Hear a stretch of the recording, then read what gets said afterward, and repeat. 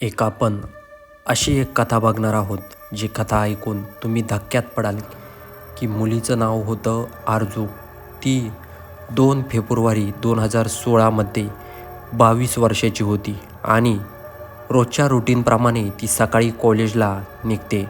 एक दिवस असा होतो की आरजूला खूप वेळ निघून जातो, पण ती घरी काही येत नाही. मग त्यानंतर घरच्यांना खूप काळजी वाटते. घरच्यांच्या मनामध्ये अनेक प्रश्न उद्भवतात. ते विचार करू लागतात की आरजू कुठे असेल, काय करत असेल. कारण घरच्यांना भीती वाटते असते की समाजामध्ये रेप, ॲक्सिडेंट, मर्डर अशा गोष्टी होऊ शकतात. त्यामुळे त्यांना भीती वाटत असते. पण आरजू काही घरी येत नाही. त्यानंतर घरचे दुसऱ्या दिवशी सकाळीच कॉलेजमध्ये जातात आणि आरजू कुठे गायब झाली याचा तपास करू लागतात. त्यानंतर त्या ठिकाणी कॉलेजमध्ये गेल्यानंतर त्यांना एक धक्कादायक माहिती कळते. आरजू ही फक्त कॉलेजमध्ये 1 तासच बसत होती. त्यानंतर एका मुलासोबत कुठेतरी निघून जायची. हे ऐकून तर आईवडिलांना धक्काच बसतो. तर कॉलेजच्या मुलांना असं देखील सांगितलं होतं की आरजूला जो मुलगा घ्यायला यायचा, तिला विचारल्यावरती सांगायची की तो माझा होणारा नवरा आहे. आईवडील पोलीस कंप्लेंट करण्यासाठी पोलीस स्टेशनला जातात. त्यानंतर पोलीस चौकशीला सुरुवात करतात. त्या चौकशीमध्ये पोलिसांना एक CCTV फुटेज सापडतं. आरजूच्या घरापाशी त्या फुटेजमध्ये बघतात की जो आरजूला मुलगा घेऊन जात होता असतो, तो त्याच कॉलनीतला शेजारी राहणारा मुलगा असतो, असं पोलिसांना समजतं. काही वेळ आधी जो नवीन नावाचा मुलगा असतो, तो आरजूवर प्रेम करत असतो आणि ते एकामेकाला वचनं पण देतात की आपण एकामेकासोबत लग्न करू. पण त्या नवीनच्या घरी एक वेगळ्या जातीचा असल्यामुळे त्याच्या लग्नाला काही मान्यता देत नाही घरचे आणि त्याला सांगतात की काहीही कर, पण आपल्या घरामध्ये आपल्या समाजाची मुलगी आली पाहिजे. त्यानंतर नवीनचं एका ठिकाणी लग्न ठरवलं जातं आणि त्या लग्नाची तारीख पण काढली जाते. लग्नाची तारीख काढल्यानंतरही नवीन आरजूसोबत फोनवर बोलतो हे पोलिसांना समजतं. त्यानंतर पोलीस नवीनच्या घरी मोबाईलच्या मदतीनं त्याचा फोन ट्रेस करण्याचा प्रयत्न करतात आणि नवीनचा फोन त्याच्या घरी ट्रेस होतो. त्यानंतर पोलीस लगेच घरी पोहोचतात. पोहोचल्यानंतर पोलिसांना कळतं की नवीन 4 दिवसापूर्वीच लग्न झालं आहे नवीनचं आणि तो आता हनीमूनसाठी बाहेर पडला आहे.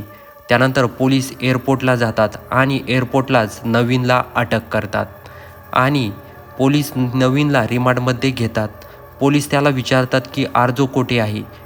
आधी तर नवीन काही बोलत नाही, पण पोलीस खूप प्रूफ दाखवतात. त्यानंतर नवीन घाबरतो आणि तो पोलिसांना सांगायला लागतो की मी आरजूला सांगितलं होतं की माझं लग्न जमलं आहे, पण ती काही ऐकायला तयार पण नव्हती. लग्न जवळ आलं तरी पण ती ऐकत नव्हती. त्यानंतर नवीन लग्नाच्या पत्रिका वाटत असतो आणि आरजू त्याला कॉल करते आणि म्हणते मला तुला भेटायचं आहे. त्यानंतर नवीन आपली गाडी घेऊन येतो. दोघीही गाडीत बसतात आणि आरजू बोलतो, तू का माझ्या मागे लागली आहे, माझं लग्न जवळ आलं आहे. पण आरजू काही ऐकत नाही. दोघांमध्येही तिथे भांडण होतात. त्या भांडणामध्ये नवीन आरजूच्या ओढणीना गळा दाबतो. ज्यावेळेस ती मरते तेव्हा नवीन शांत होतो आणि तो एका ठिकाणी थांबतो आणि 1 तास विचार करतो, आपण आता आरजूच्या बॉडीचं काय करायचं. त्यानंतर नवीन एक सुनसान इलाक्यात जातो आणि तिथे आरजूच्या बॉडी लपवण्याचा प्रयत्न करतो, पण तिथे काय त्याचा प्लॅन सक्सेस होत नाही. त्यानंतर तो ठरवतो आरजूची बॉडी आपल्या घरातच ठेवायला हवी. एक भंगारवाल्याच्या मदतीनं तो घरामध्ये बॉडी आपल्या रूममध्ये बेडखाली ठेवून देतो. त्यानंतर त्याचं लग्न होतं आणि त्याच खोलीत तो राहतो. पण त्या ठिकाणी वासाचं प्रमाण खूप वाढतं. तो दर 2 तासाला वासाचा मारत असतो. घरचे म्हणतात की याचं काय चाललं आहे नेमकं, पण घरच्यांना वाटलं लग्नाच्या आनंदामुळं हा असं वागत असेल. असा खुलासा पोलिसांपाशी नवीनना केला आहे. त्यानंतर पोलीस नवीनला अटक करतात आणि काही घराच्या सदस्यांना पण अटक करण्याचा प्रयत्न करतात.